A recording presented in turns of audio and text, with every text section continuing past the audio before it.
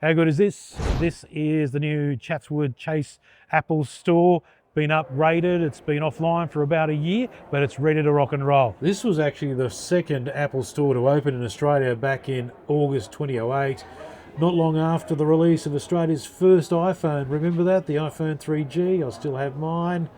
It's undergone a complete redesign since July 2024. There's lots of timber everywhere, and the ceiling is designed with baffles sustainably made from sugarcane to improve acoustic performance. They've thought of everything.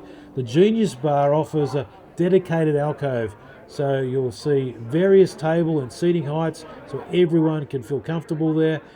Easy access for wheelchairs. And all up, there are 130 team members to help you out. Each of the product lines have their own easy to find areas, and a first for New South Wales with Apple, this store features a new space where customers can interact and learn about the Apple Watch in a one-on-one setting with an Apple specialist. So that's pretty cool, and that's one product with a heap of accessories. And there's another first for New South Wales stores. There's a dedicated pickup counter.